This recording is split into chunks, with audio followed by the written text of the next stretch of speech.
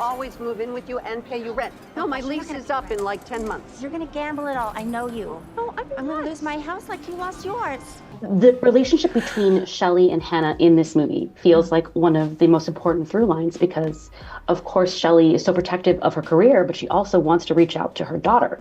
Can you talk about building that dynamic and really exploring that? Well, we've been talking about it, but that was the first day that we met, was during that, and that was the first scene that we did together, Billy and I. But we had a safe place to do that in. We had a very intimate crew, and you know, it just, the mother-daughter story was really stood out to me when I read the script too, because just being a mother in the industry, you never feel like you're doing enough. You always feel, like you said, doing something wrong. There's the shame and the guilt, but also you know, you're not a pushover and you want to fulfill your dreams. It's the dance of a working mother.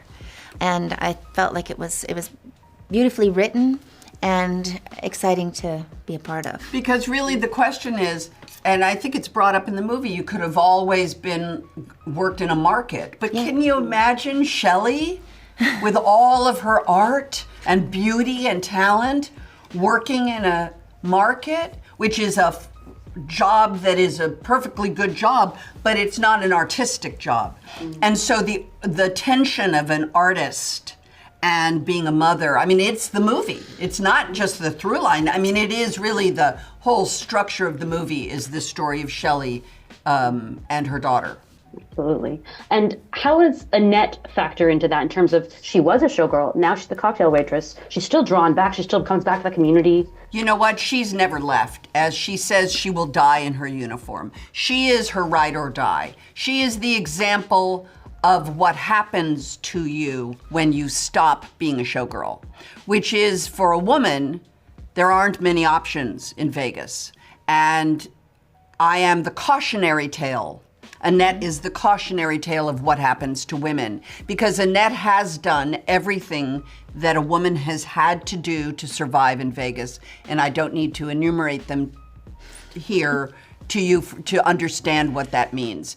And she might have a problem with drugs and alcohol, maybe. So, you know, Annette is the cautionary tale, but really what is beautiful about the movie is then the other portraits.